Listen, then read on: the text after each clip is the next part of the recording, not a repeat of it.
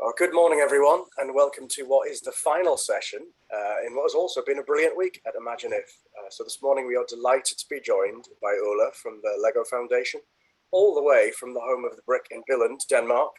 And in this session, we're looking at, is creative technology a way to promote learning over failing? So as I'm sure you know by now, today's session is of course part of our Imagine If digital conference series, with this year's exploring the theme, Imagine If creativity gave us the freedom to learn without inhibition and to accept mistakes as part of our lifelong discovery. My name is Andrew Gowers and I'm Area Manager for North of Tyne at Artsmark Lead for Culture Bridge North East.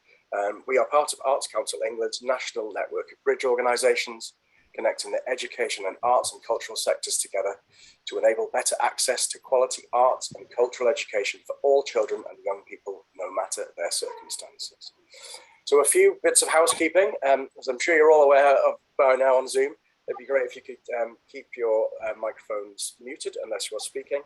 And we suggest you put your settings on speaker view so you can see whoever is presenting full screen rather than everyone else in the room. It'd be great if you could, if you haven't already, I think most people have, if you could get your adjust your name on your Zoom video. If you right click and you can change that so we can see who's here. And of course, if you have a question, please put it in the chat box as we go along, and we'll deal with them either throughout the session or at the end. And also this year we have closed captions available. So just click on the live transcript button with the 2 C's at the bottom and then click on show subtitle. We gathered some consent in your booking forms, but just a further reminder that the session is being recorded and will be used as a digital resource and will be available on our YouTube channel from next week. And please feel free to share your workshop experience on social media using the Twitter handle @CultureBridge @NE, and using this year's conference hashtag ImagineIf21. We're joined again today by Danny, who's our stage manager. So if you have any technical issues, feel free to get in touch with her via the chat. And I think now it's time to hand over to Ola, and I hope you have a good session. Thank you so much, Andre, and good morning, everybody. I will just shortly introduce myself. My name is Ola Thomasen, and as Andrew said, I am based here in Billund, Denmark, at Lego Campus today. My role here at the Lego Foundation is I'm a project specialist within our Danish initiative and also within our Tech and Play initiative, which is a program working globally around technology, robotics, creative coding, tinkering, making, so forth. I am a teacher by training, so I've been a teacher for 10, 11 years, and municipality consultants after that. I've been involved in developing the curriculum around technology literacy here in Denmark as a part of the Ministry of Education. And then 3 years ago, I joined the foundation to start developing some of our thoughts around digital learning through play. But we'll get much more into that later on. Like we are quite a small group, so I'll invite you all just to jump in if you have any questions or comments, or like see this as an opportunity to reflect together rather than just hear me talk. But I will talk on you for the next couple of minutes. But before we go to that, I will share my screen. And when Andrew came to me and talked about creativity, technology, how we see that, how we can promote this as a way of thinking about learning instead of failing, I think it resonated very well with what I stand for and what we in the Lego Foundation stand for. But more on that later. I'd like to invite you to, as a first, just to shortly introduce yourself. I'll be using menti.com over for the full time. So if you have a second screen, a phone or a tablet, or you can also use your computer, go to menti.com or scan the QR code and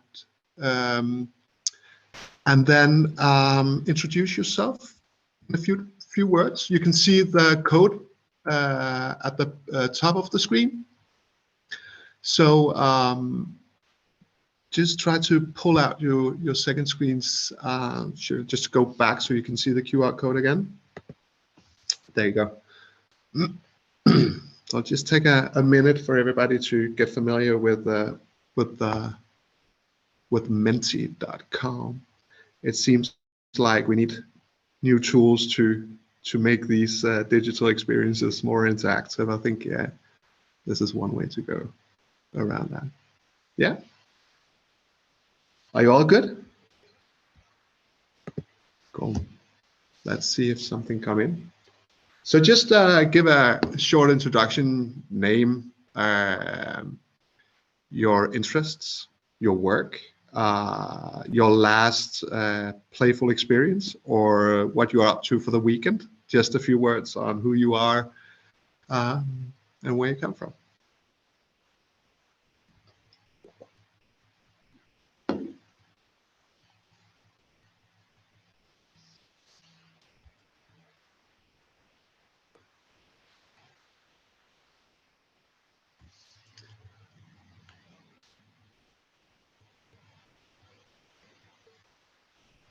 Hi, David. Sounds awesome. Like being an old music teacher myself, it's the balance in between your ears bleeding and actually like the best time of your life, right? Yeah.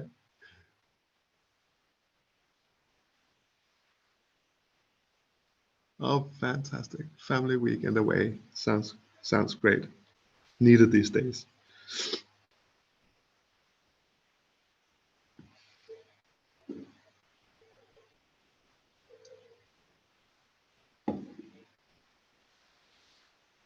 And it can be as short as you wish. Just a few words is beautiful.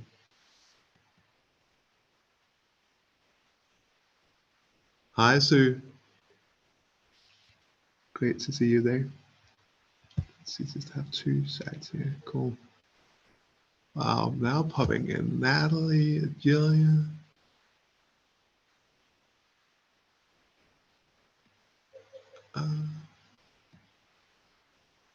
Beautiful. Love playing with Lego bricks. Yeah, me too. Just built the recent adult kit. It was the Fender Stratocaster came out a couple of weeks ago. That's awesome kit. Tracy, Leslie, awesome. Sounds great. Cool. So thank you so much for this introduction. Just nice to have a bit more idea who's behind the screens. So for the next couple of minutes, just see we have. There we go. That's cool. Brilliant. Sarah, welcome. Perfectly. Awesome. Thank you for that. So now we are familiar with Menti as well. I'll be using that a couple of times during the presentation. So, but I'll just introduce you to these three maniacs. They are my true inspiration in in my everyday life. My three kids. It's a bit old picture though. They are now 8, and 11. I have added this picture to the presentation just to remind myself that for the next couple of minutes when talking about target groups and wheel of impacts, this is why we're actually doing it for the benefit of the children. That said, we have a shared mission with the Lego group. So, and it comes from inspiring and developing the builders of tomorrow. And that's really at the core of what we're trying to pull together across all Lego entities. I'll get back to that more on that. But the Lego Foundation is 25% owner of the Lego group. So that's where our funding come from. We share this vision and we sit together with some of the other entities at Lego Campus here in Billund, but we also have field offices and country offices in South Africa and Ukraine and in Mexico. At a glance, the Lego Foundation We are a corporate foundation. We are about 120 plus people now. And we work across the globe, and we have over 100 very trusted partnerships that helps us build the impact that we see for children, which really is about systemically reaching all children with learning through play. We do this through this wheel of impact, and as mentioned, we try to build programs and identify and support programs that demonstrate learning through play in practice. We follow up and drive evidence to show the value of these efforts, and then we use this to create buy-in from stakeholders. And our main stakeholders are not necessarily the children at a first. We see them as our beneficiaries, but we are working with these core groups, like having parents and caregivers, teachers and practitioners, and the systems and governments at the very core of what we're doing. Our aim is to challenge and change the attitudes and behavior from these listed audiences. And we need to do that to equip them and empower them to think differently about learning through play. So when we are talking about play, it's not as a very fixed set of ideas, but we are aiming to redefine play and reimagine learning. So play is often overlooked as some of the most powerful ways for children to actually develop the skills that we're talking about to thrive in today's world. And learning should be much more than just content acquisition. Like equally important, that is the creative problem solving, critical thinking, 21st century skills, or transformative change skills, or whatever we call them these days. And we see play as the very natural way for children to gain these skills.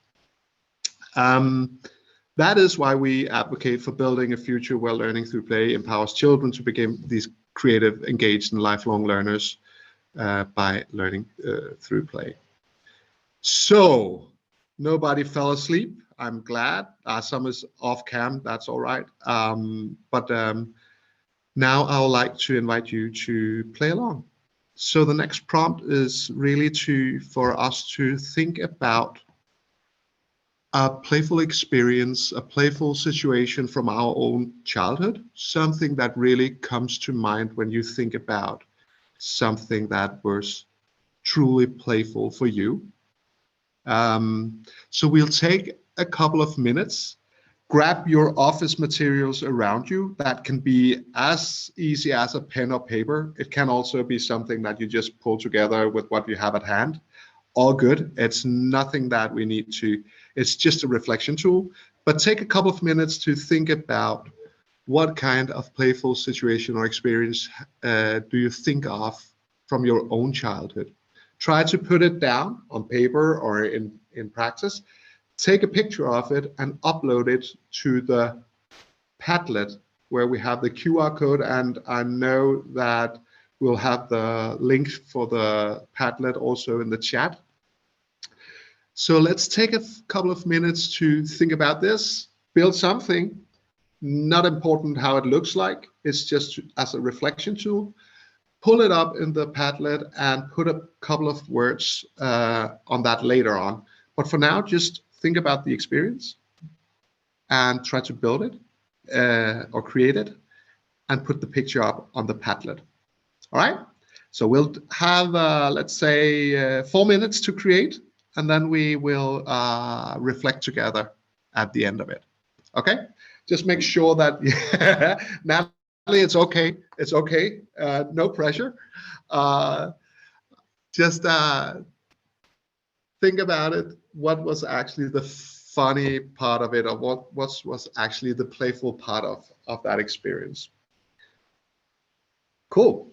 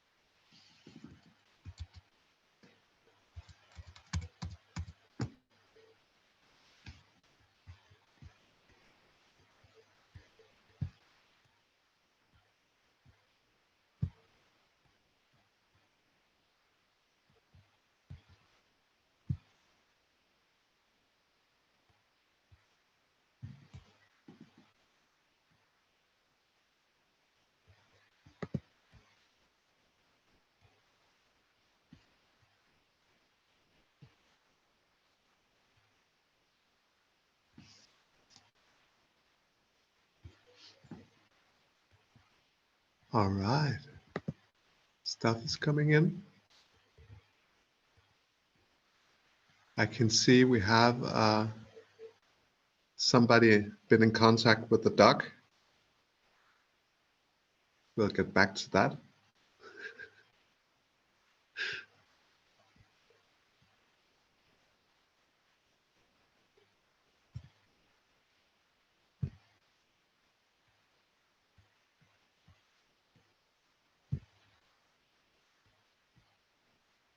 Any other coming in?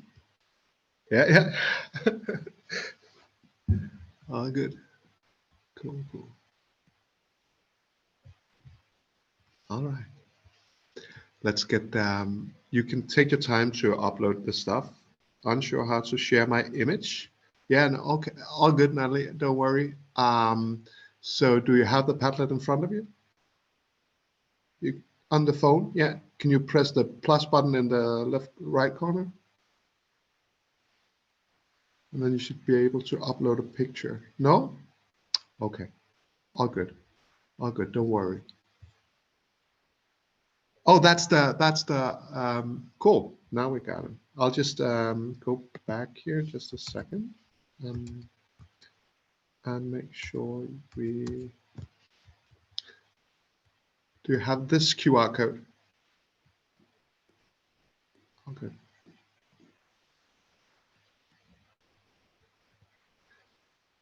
This is actually what digital technology is all about.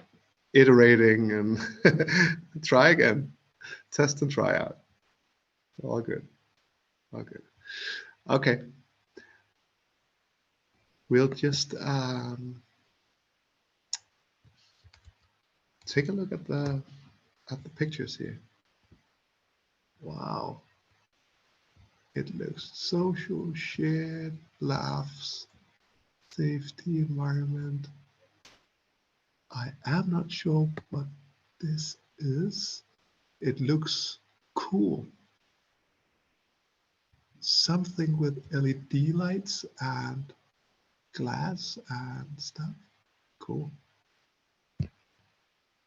Fun, fast, free. Yeah, roller skating. Awesome. Mixing media to see the effects, using junk to create useful, beautiful things. Wow. Brilliant. Love the colors on this one. Really cool. Really cool. And here we have, nice, in the woods. Hanging there, it actually looks quite dangerous. And I think that is something that really resonated with my build here. I was as unprepared as you, sorry. But building the caves, so my reflection was really about building caves outside without any adults near to steer and tell me what's right and wrong. And there was quite some danger in the mix as well. Cool. Thank you so much for sharing. Let's go back to the side. Could I ask you to, and now for those who not necessarily made the build, but reflections around a couple of words that describe your playful experience. What actually were the elements in that experience that resonated with play? What made it playful for you? Let's just take 2 minutes to add a couple of words on that.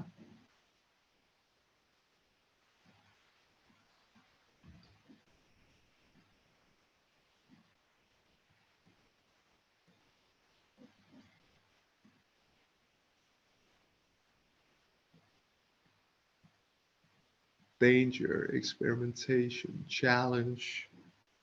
Yeah.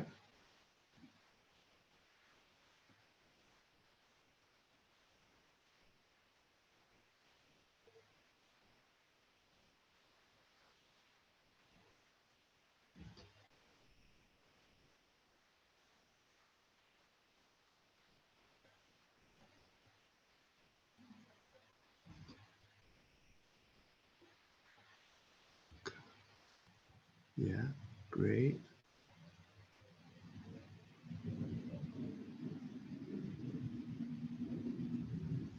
Here we go. Social, breaking rules, meaning, experimentation, freedom, fun, challenge, join a solo. Yeah, into the pit. It is awesome. So thank you for sharing these words.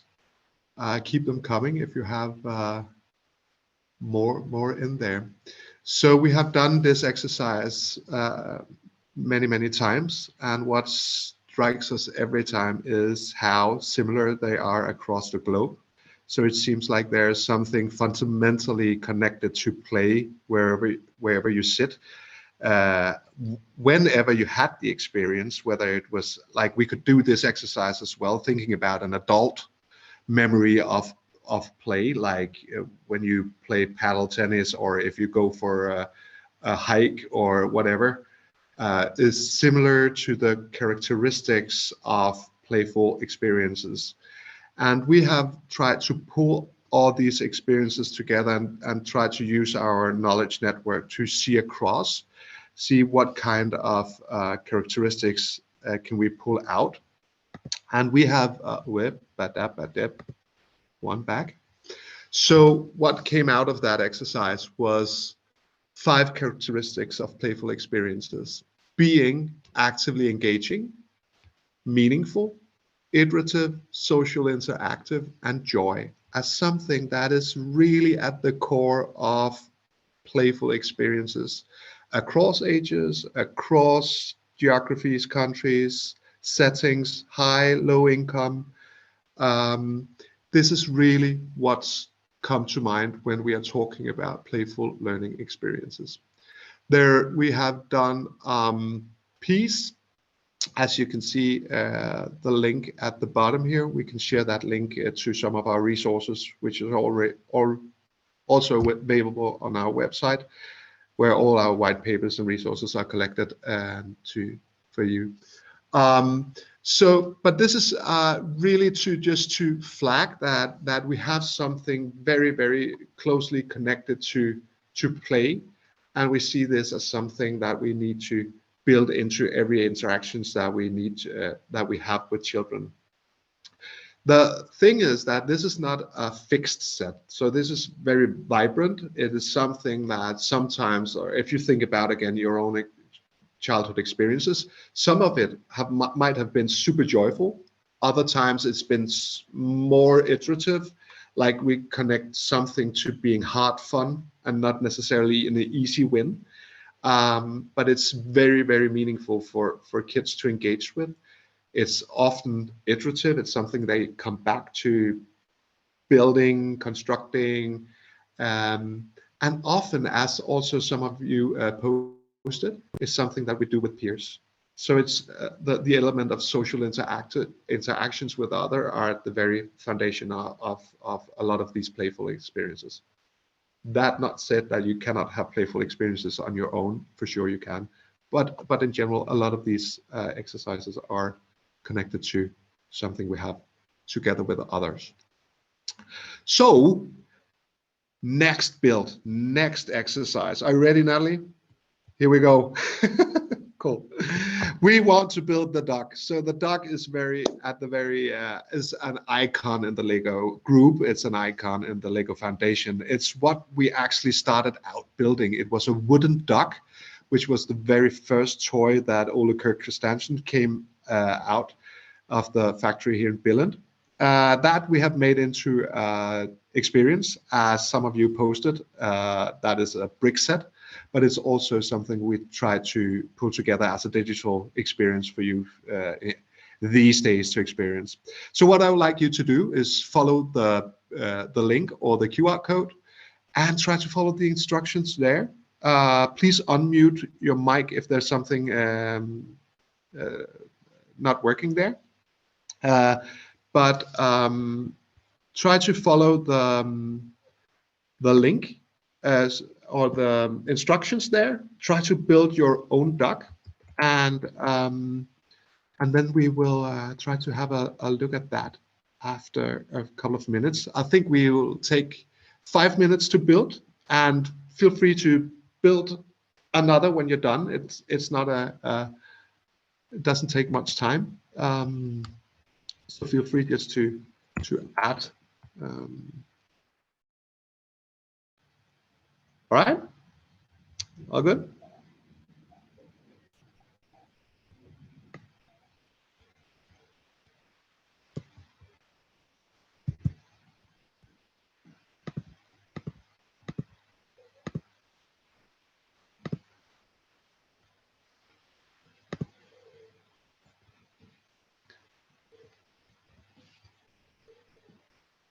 Oh, we have the first duck in. Beautiful.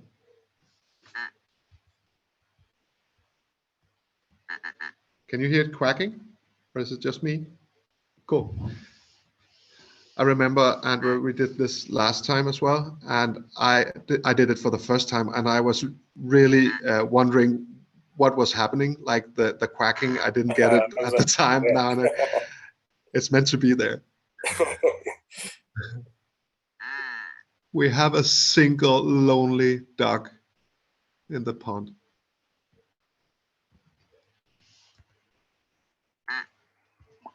That's good.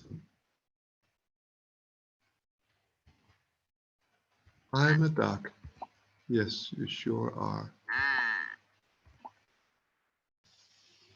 Yeah.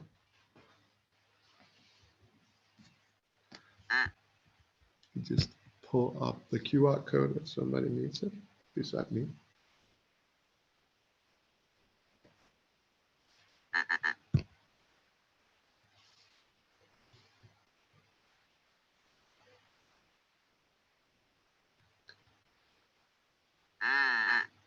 Ah, now there's more than one I can hear.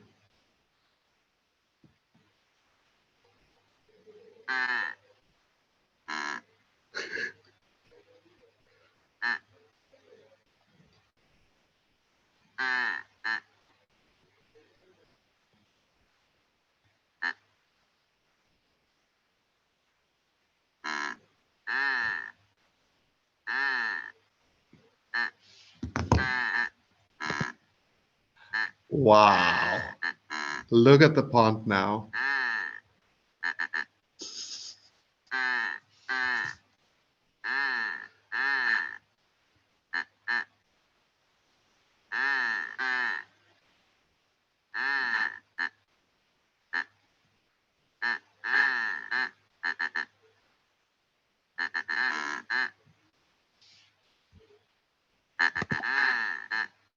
Wow. This was the actually first duck. Wow.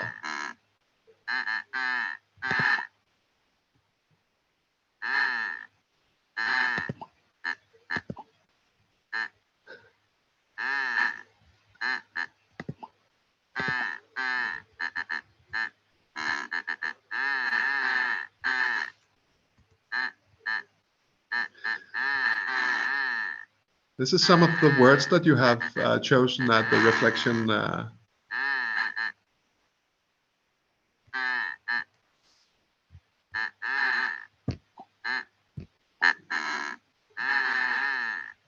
Wow. Let's give them some confetti. There we go. Awesome. Well, we could keep on building ducks for the rest of the day. I'll just pull that off. Definitely close the sound. Okay. So Was it fun? Yeah, all right, cool. Okay, cool. So I would now like for you to reflect a bit on the exercise. So what did you actually gain from that? What kind of experience was it? Any reflections? Please feel free to just unmute yourself. What do you think, like when you saw the different ducks, what struck you with that? Any reflections on that? Anyone?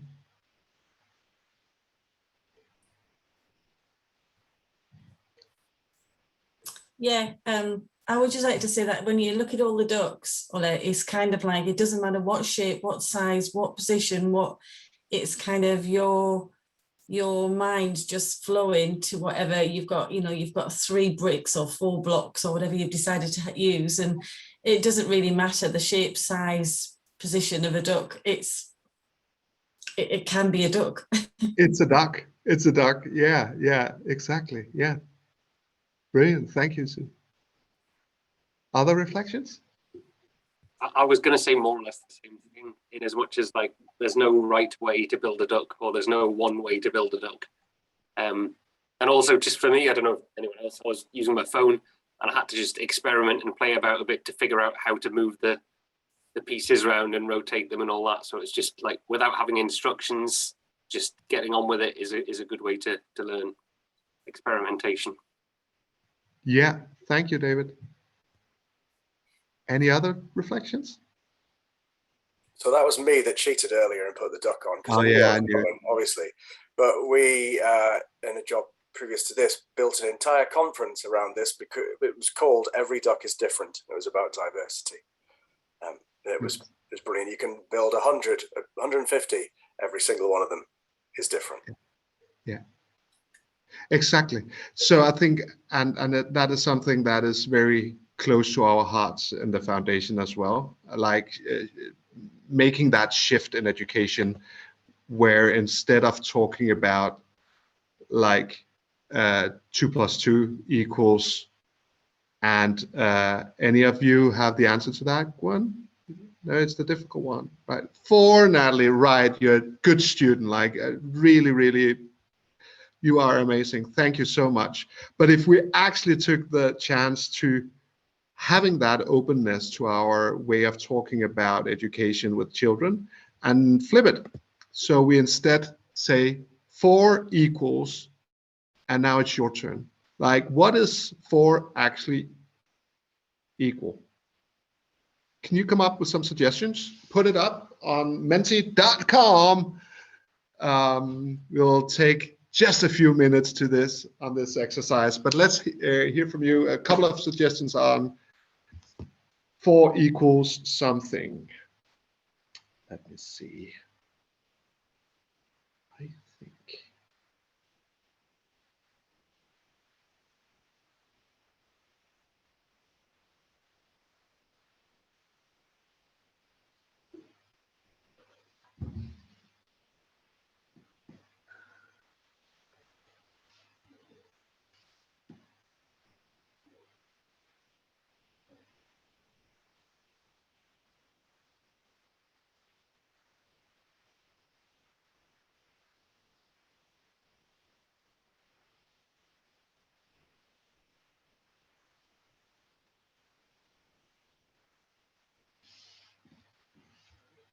Do we have it on the chat instead? That's all right.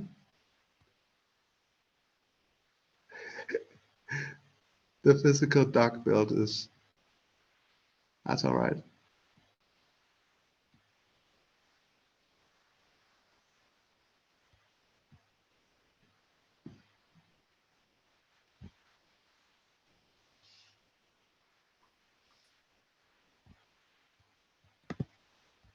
Is it stuck here or?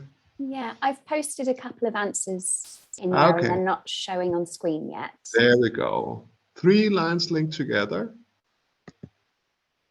The age of my daughter. The time I set off for my fun weekend away. 4 beats to the bar. Great. Oh my God. I hope you're right. Snow White is missing. Brilliant, brilliant, brilliant, brilliant. Awesome. So this is the whole idea of having open-ended questions as at the very core of what we do with children, right? So when we do the physical doc build or digital doc build, it doesn't matter. There's a lot at stake. Your brain was actually working like crazy, and perhaps you had that, as you said, David, actually start perhaps even being a bit anxious about the task. How can I manage this? This is actually something, so you have to self-regulate, you have to envision a doc, you have to use your long-term memory, have to adjust and visually identify the doc, and now you only have 6 bricks to do it with. How do that? So there's a lot at stake. And these skills all is a part of what is happening when we play in general. 24 skills are used in this short exercise. This is not very easy to communicate in any way, so we asked again the team of knowledge partners that we have in the foundation to try to convene this into a more communicative format, and they came up with 5 skills of holistic development. Like, again, this is not rocket science. We have a billion words for this. 21st century skills, etc., etc., etc. But this is at the very core of what we're trying to achieve. And we have, like, talking about holistic skills, we see this as a hugely complex effort, and we need to focus on balancing these kind of different skills in schools. Like, we can all agree, I think, on some of these skills are definitely more present in our current school systems. I know they definitely are in Denmark, and I'm sure it goes for the UK as well. So this is what we try to achieve with our partners across. We have this white paper that came out a couple of years ago called Learning Through Play at School, where they try to map out some of these integrated pedagogies that are in their core playful in terms of building on these holistic skills, having some of the notions and opportunities that leads to be playful. We know them. That's project-based learning, problem-based learning, inquiry-based, experimental learning, so forth. And we can dive into that even more. But just saying that a lot of what we're already doing in schools have the potential to become playful learning. It's not as it is per se, but it can be. So this is what we're trying to push forward, that we need to build those social, emotional, and physical and creative skills into the more academic skill sets.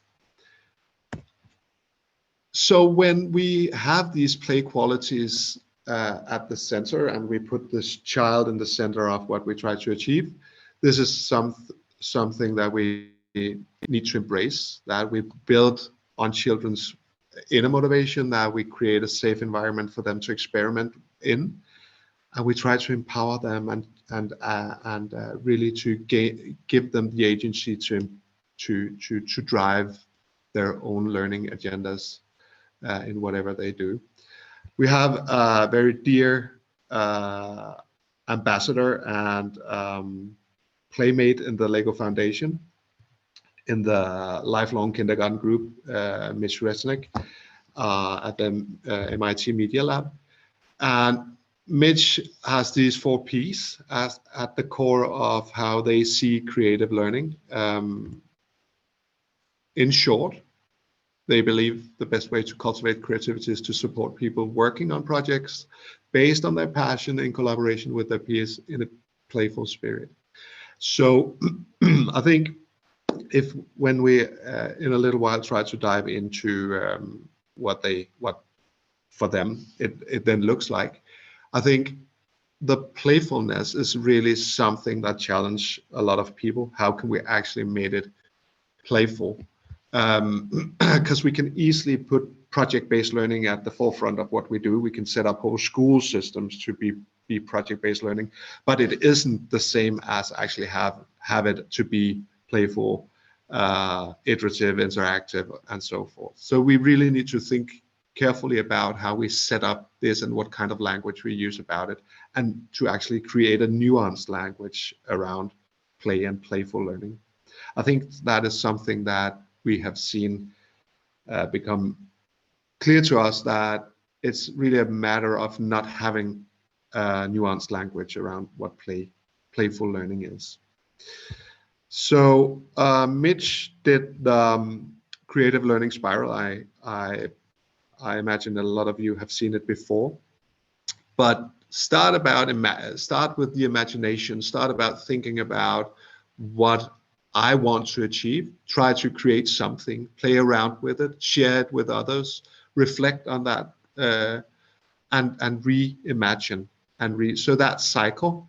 What I'd like you to think about, we'll see a 4-minute video, and I'd like you to see how many times do these kids go around this spiral. So how many times do they actually imagine stuff? How many times do they create or recreate or reflect or remix stuff in the next couple of minutes? And then we come back here. Let's see if this works. So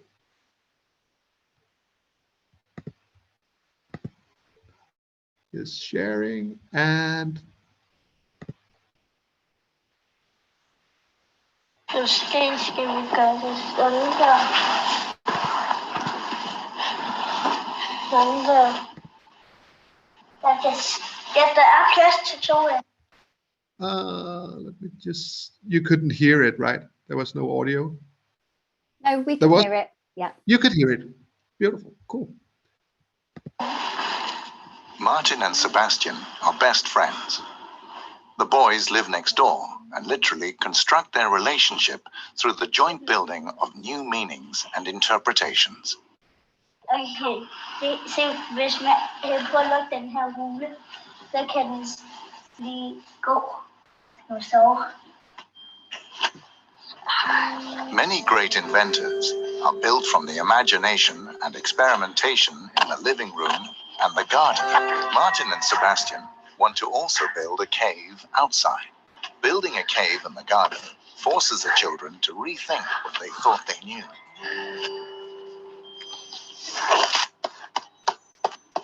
So how do you get a stick in the ground?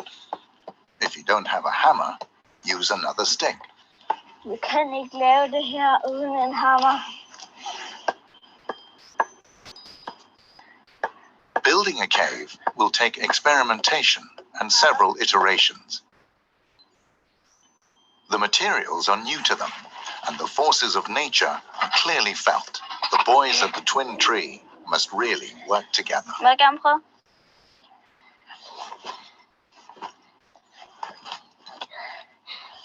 Nej, jeg skal lige prøve fra sidste gang så. If the ground is frozen and you're too small, try something else. Man kan bare hive op. Sådan her. Ja, du skal have den lige.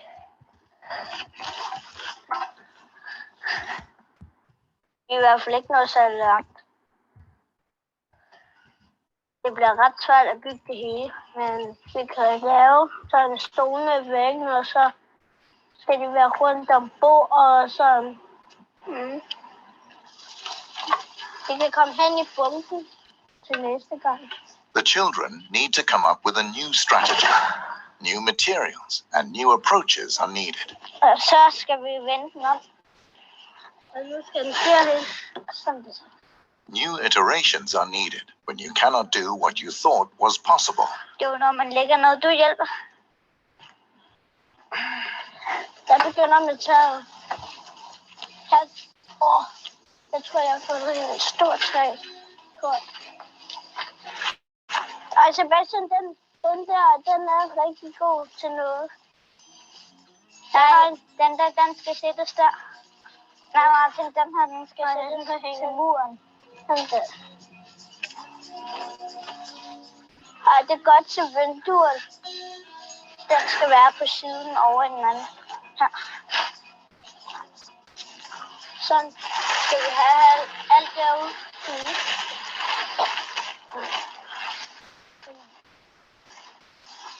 Martin, kan du så tage den helt over? Og der er en pind, der holder den lige der. Jeg tager lige nogle grene af.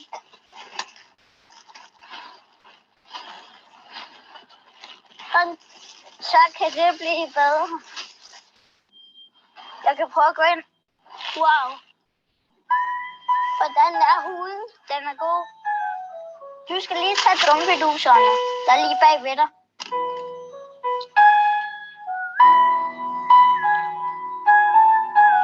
Jeg tror godt, den her kan blive bedre. Med de her grene, de kan komme op. Martin and Sebastian have built the cave and strengthened their relationship via trial and error, deep thought, and practical experimentation in several iteration stages.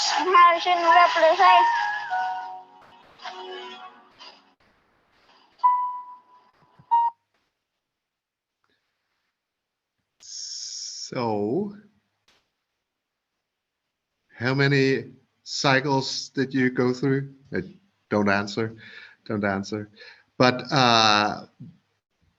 what kind of reflections do you have when you see this video? I think what comes to my mind, beside the fact that at the end he says he's actually already on to the next build, like in his imagination, he's actually already there. I like that, but I think, yeah, any reflections on this short video? Constructive play, yeah. And please unmute if you feel like it. I was just going to say that it was really obvious that you've kind of got to have that laissez-faire attitude when they're playing, that they have to go into what I've classed as like the pit, where they've got a problem, they go into the pit, they've got to try and figure out how to get out the pit, and then they develop like an answer, and then they go back to the start and they've got a problem and they go back in the pit. And if you try to help them out the pit, they're not going to get as enriched with their learning, they're not going to develop those answers themselves. And that's how you build like the really strong like learning skills that you need. So it's like quite nice to see that really obviously shown in that video, that leaving them, they figured it out really well themselves. Yeah, thank you, Natalie. Any other reflections? More in the chat. I like how it shows that you have imagination, but then you learn that it's context specific, or that the realism comes in. So you have to figure out the ways that it's all right to have that imagination, but you need to figure out how to make it happen in real life. So it's about kind of those executive functions, cognitive flexibility and inhibitory control, and figuring out how to make things actually work. Yeah. Thank you, Andrew.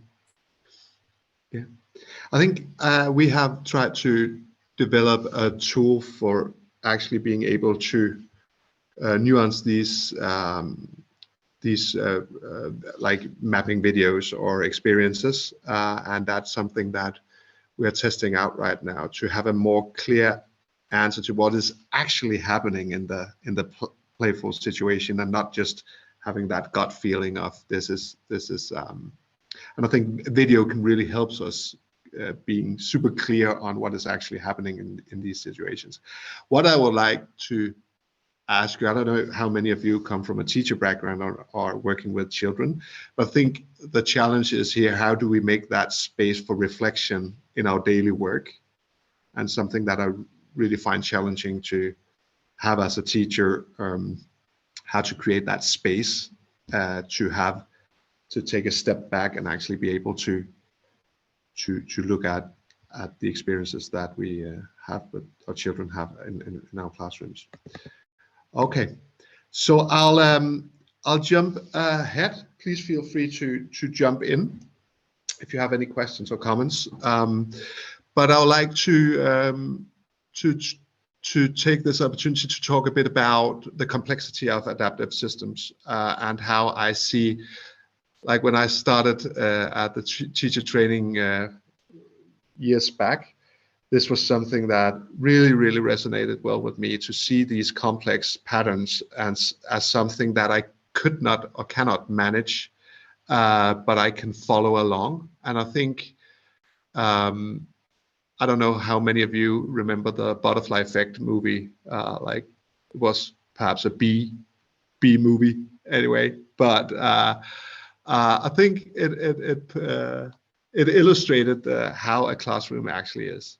And I think when I started to think about this presentation, I had this picture of a teacher seeing herself as a DJ with 2 turntables in front of her, mixing her, doing her perfect remix.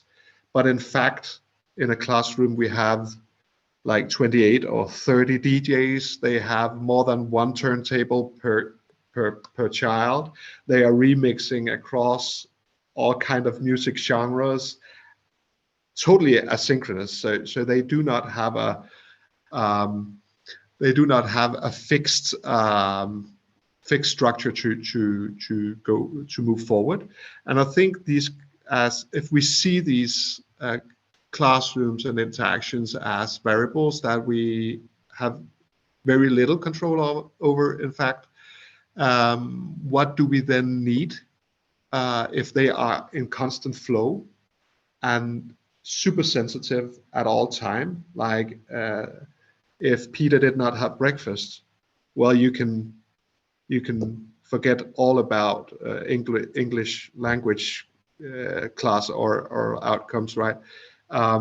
So it's so fragile, and on the other hand, it's only fragile if we do not see the value in this kind of flexibility. So what I'm trying to say here is that we need some other outset. We need some other frameworks to handle these kind of super complex systems. And it seems like our way of putting traditional education together just falls short on this. I think as a part of a program we are doing in Denmark together with the teacher training colleges across Denmark, called Playful Learning. And what they have done is set up these principles or a basis for how they see this. And we have discussed or talked about the play qualities and the characteristics of play being something in the mix. And it is about learning and developing a shared understanding of what it looks like. But at the top of this is something very fundamental about some kind of guiding principles that is not something that we can copy paste from others. It's really something that is situated in my classroom with the kids I have in front of me. It's something that we need to co-create together in classrooms or in schools, in teams. When we first started out with the Playful Learning program, they had a blank sheet of paper in front of them, and they started to talk about what was it they want to achieve, what kind of learning did they want to see, what kind of experiences did they want to see. This is on higher education. I might say that this is the lecturers and the students within the teacher training colleges that talked about this in this manner. But I think there's some interesting perspectives in having these discussions on school level, in primary and lower secondary and secondary schools. At the Playful Learning program, they had developed 3 core principles that really shouldn't be infused in all their interactions, in all their prototypes. One was daring to go for the unpredictability and not necessarily have the fixed answer. it's not possible to or desirable to control. So there's a bit of this loss of control a lot of teachers feel when they are opening their education teaching up to more experimental ways of working. That seems challenging if you do not have it as something that you do with great intentions and intentionality. Another one is create these shared perceptions of playful learning. So having this as the foundation of what we do. And the final one was insisting on creating meaning for everybody. So this really took up the battle with some more traditional lecturing going on in the teacher training. But what would this look like if we put, as mentioned earlier, if we put the child in the center of the experience? What does it then take for us to how do we frame that? How do we make it meaningful for the children? And I think this is some of the reflections that I would love for teachers and school leaders to have across, and not something only going on in teacher training colleges. All right. Any questions or comments on this? Yeah. All good. All right. We'll jump into something a bit different, and we'll start by watching a short video just to get our just to get our thinking lined up. So I'll talk a bit about iteration. So we'll try to dive into that specific characteristic of play, about iterating. And I think that the outset of talking about creative technology is as a mean to actually have more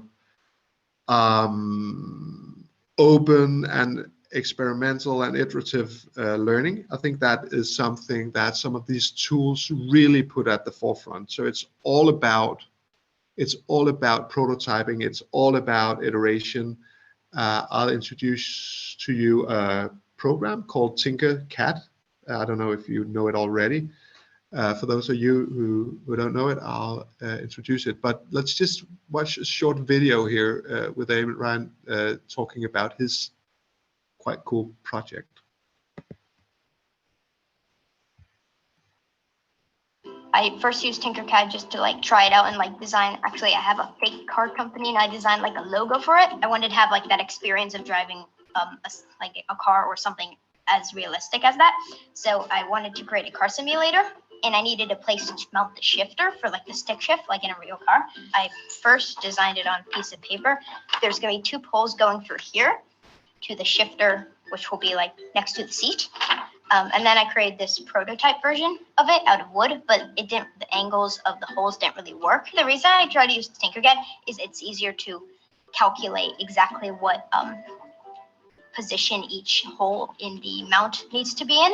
It's easier than drilling a hole, like, because then all you have to do is just like do it online and then be able to print that out without having to like make mistakes on this. Like you can always redo it, well, more, but with a piece of wood, once you're done with this, like you can't really.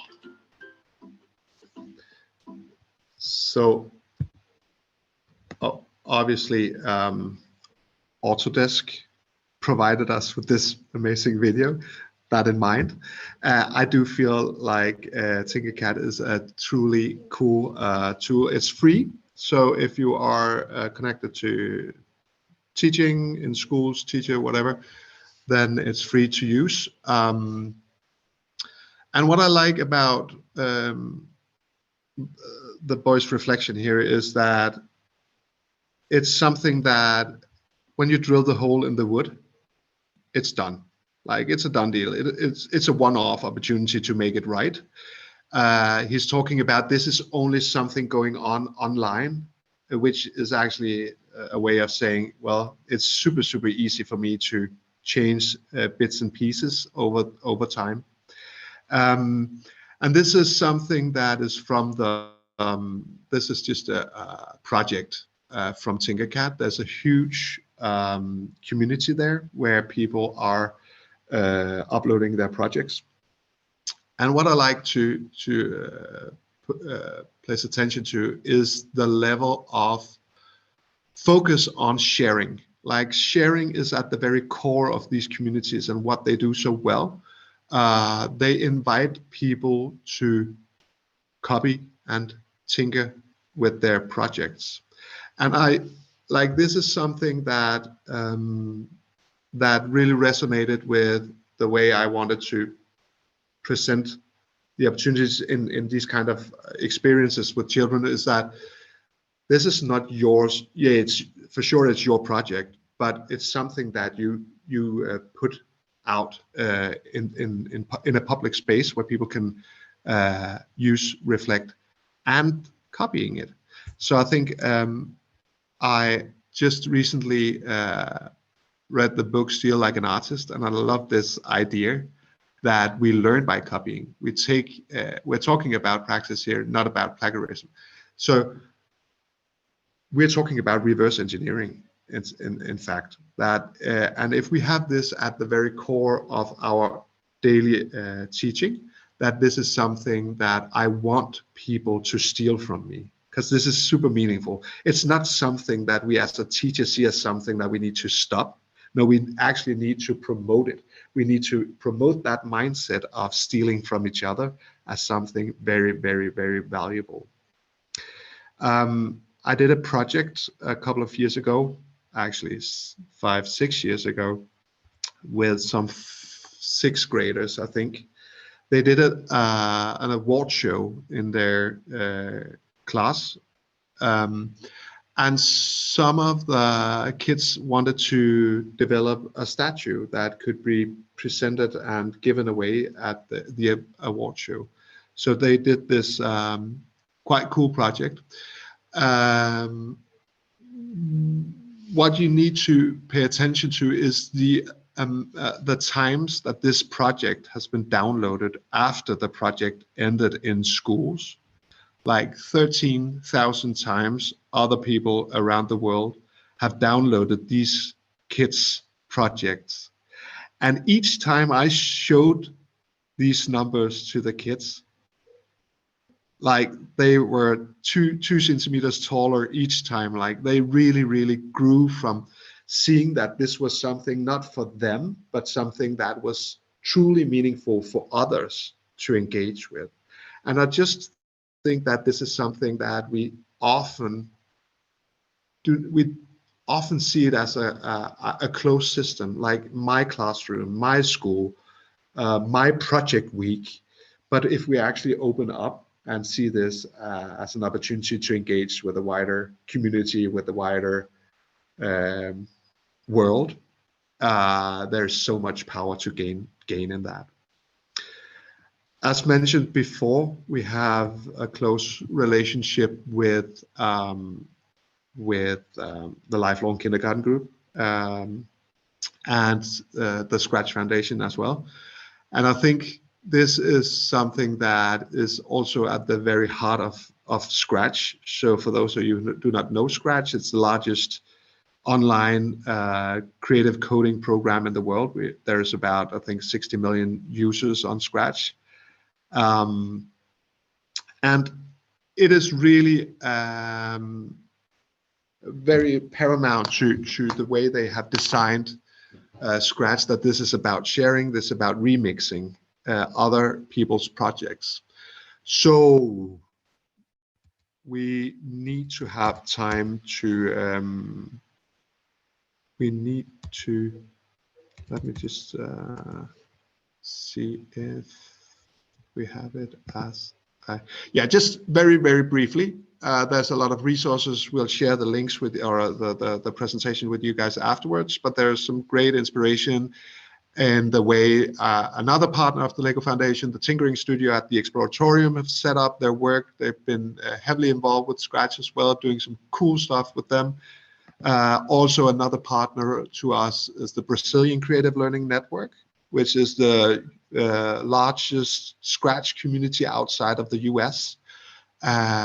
I really love this way of using Scratch with very, very young kids. Here they are trying to express their feelings through lockdown and COVID. But now it's our turn. So without further ado, I'd like you to go to bit.ly/lf-scratch.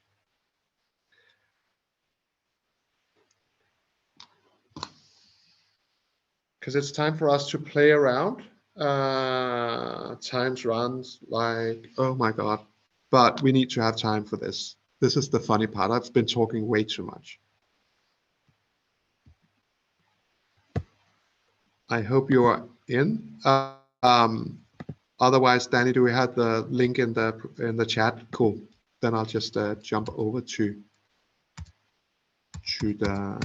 Scratch. Okay. So when you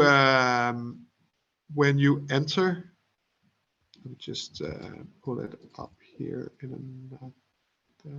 No, there it is. If you enter, you will not see this immediately, but you will have the opportunity to press a button in the upper right corner. See inside, I think it's called, right? And there you will be able to see the code that is actually in the project. So just a very short introduction to Scratch. You have a go button up here and a stop button up here. So if we try to push the green button, we'll start the program.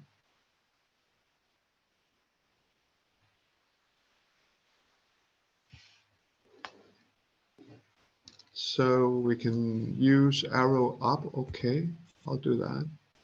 You can play around with that as well.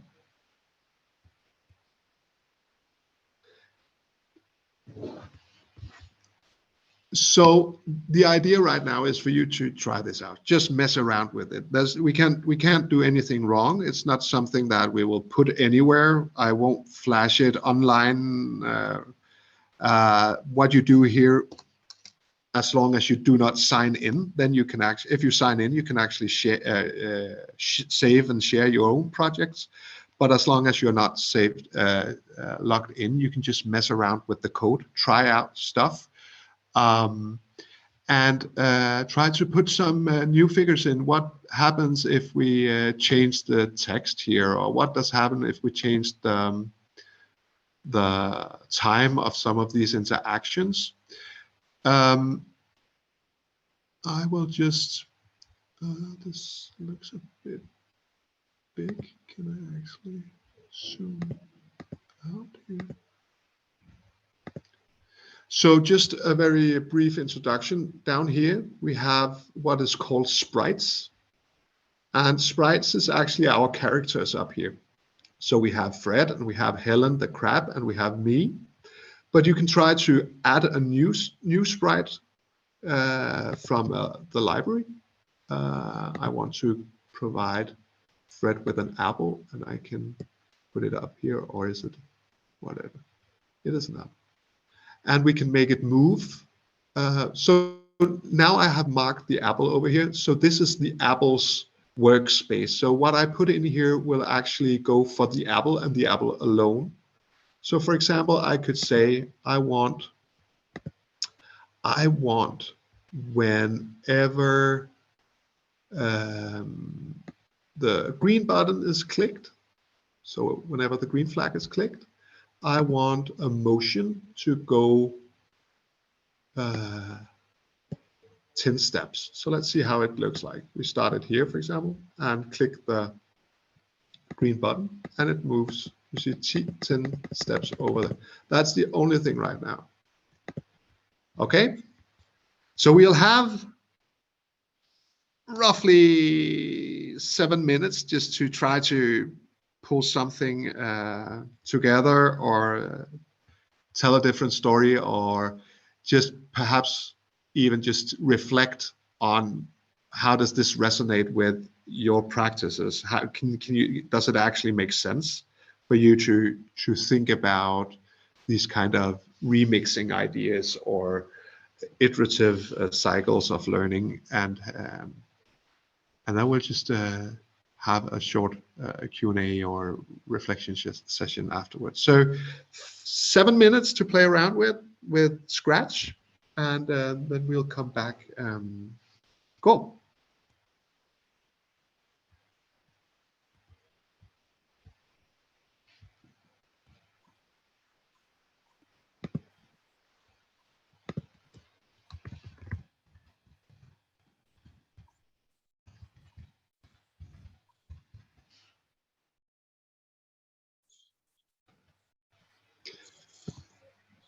If you want to delete stuff, you just pull it away, and you can drop it at the left side of the screen. Then it will just go away.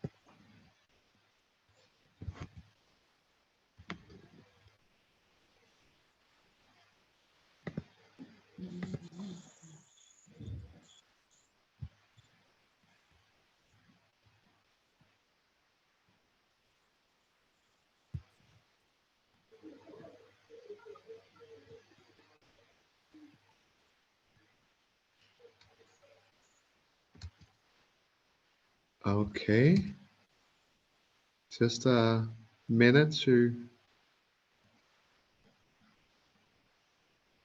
wrap it up.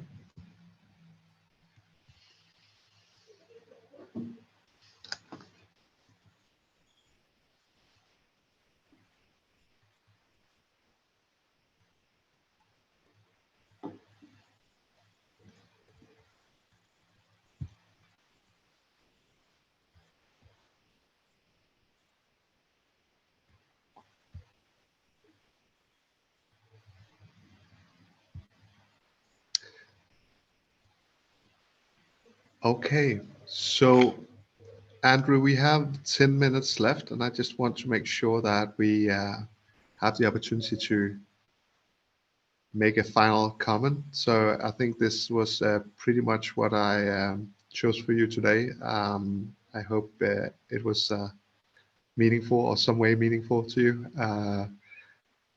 So any comments or questions or reflections.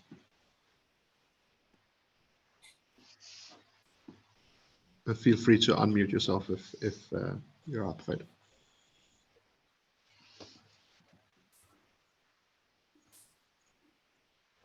Ready for weekend? Definitely. Good. Yeah. A lot of platform jumping in one session. Yeah, got it.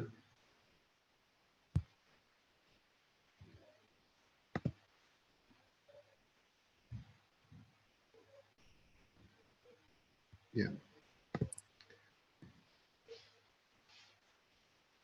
How does these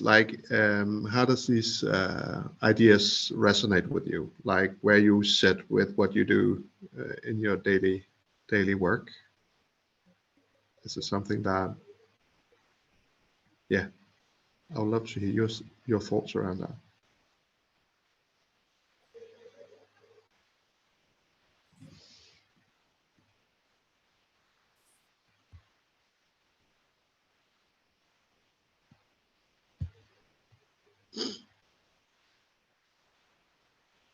Yeah, you all good? Yeah. This will appear cool. Let's see. I'd love to hear more about that. PhD research. Could you share your email address, Ola, in the Absolutely. chat? Absolutely. Thank you.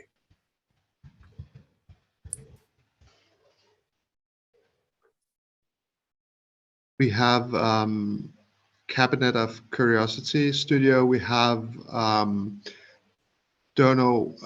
we have 6 PhDs as a part of the research extension for Playful Learning on teachers, and 6 PhDs on social education connected to the Playful Learning program at that. Oh, sorry, Danny. Yeah. Thanks for sharing. If that would be something that you could be interested in. All right, but then I think that is all for me. Thank you for taking your time, everybody. Brilliant, brilliant. Well, thank you very much, Ola, for that that great workshop. It's given us a lot to think about, I think, and experiment and tinker with going forward. And thanks to all of you for attending and participating so generously today. We hope you've really enjoyed it and really got something out of it. As I said earlier, this will be it's been recorded, so it'll be available via our YouTube channel from next week. And I think, Danny, if you could put the link to the feedback form in the chat, that's great, thank you. And we'll also send that to you in a post-workshop email, so look out for that. It'd be great if you could fill it in and return it to us so we can find out what you thought about the workshop and what you'd like to see from us in the future. I was going to say, if you'd like to join us for some more, but that's the final one for Imagine If. It's been a great week, and we've been able to engage with a lot more people than we would have done in the past through a kind of traditional workshop together. But who knows whether we'll do it again this way? We'll do a hybrid one. Who knows? We'll see how we get on over the next year.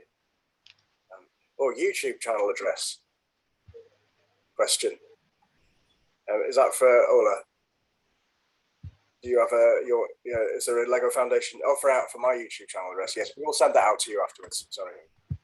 Yeah, and we have Danny's put it in the chat. Our learning through play.com new website where you can find the research white papers, etc. that I have referred to in the presentation. Great, thank you. All right, and have you got anything else there, Ola? Sorry. All good. All good. Awesome. Right, great. Thank you very much, everyone, for joining us, and hope to see you again. Have a great weekend. Have a great weekend.